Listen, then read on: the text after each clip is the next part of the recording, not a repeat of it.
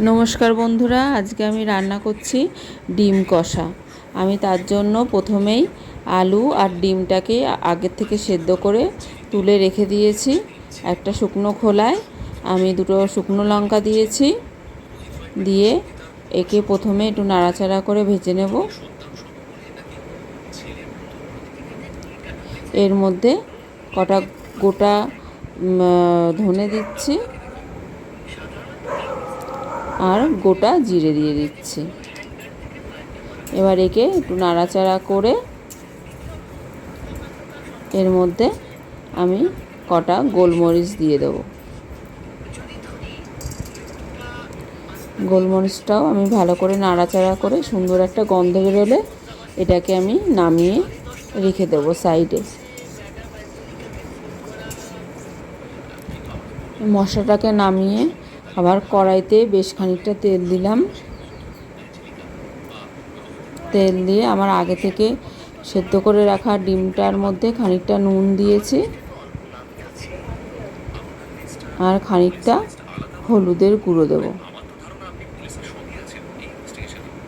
দিয়ে আমি এটাকে আলতো হাতে মেখে নেব।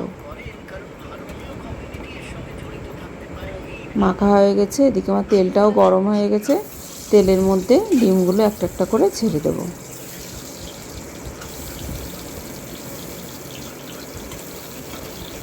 দিয়ে ডিমটাকে আমি একটু নাড়াচাড়া করে ভাজার জন্য রেখে দেব।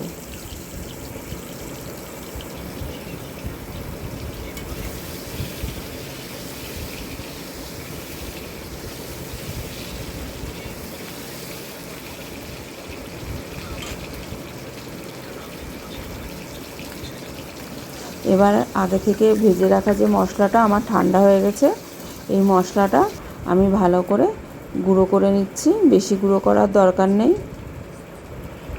এবার আমার ডিমটা ভাজা হয়ে গেছে, ভাজাটাকে তুলে নিচ্ছি।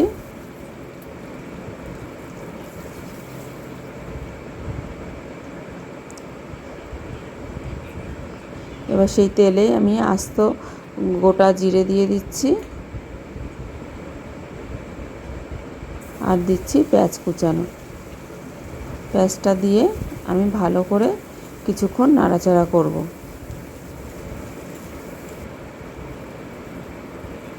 তার মধ্যে আমি অল্প পরিমাণ মতো নুন দিয়ে দিচ্ছি।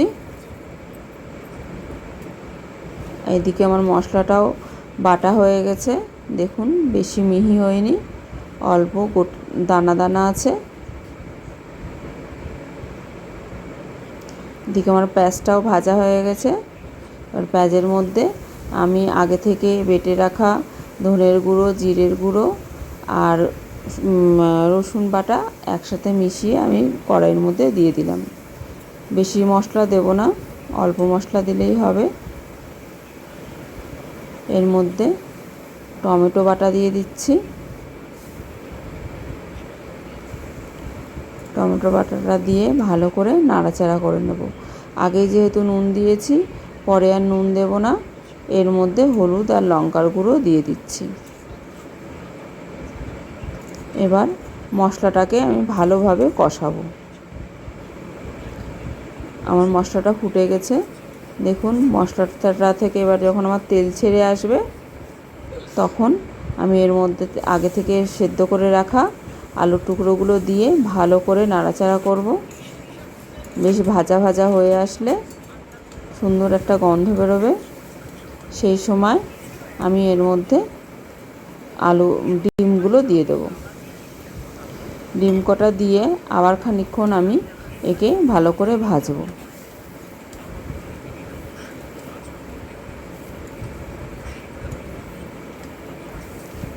আমার ভাজাটা প্রায় হয়ে গেছে।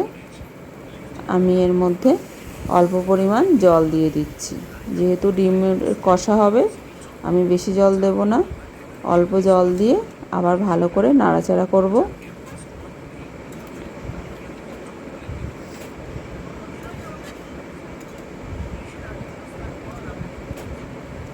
এটা আমার ভালোভাবে ফুটে এসছে, ঝোলটাও শুকিয়ে গেছে। আগে থেকে ভেজে রাখা মশলাটা আমি উপর দিয়ে ছড়িয়ে দিচ্ছি।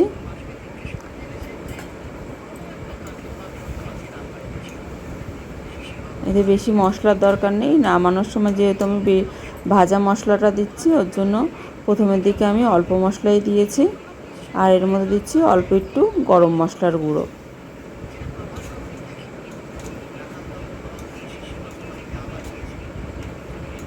আমার ডিমের কষাটা হয়ে গেছে। এরকম গামাখা ঝোল হবে। দেখুন, খেতেও খুব সুন্দর হয়। এটা রুটি বা ভাতের সাথে যার সাথেই খাবেন খুব সুন্দর লাগবে খেতে।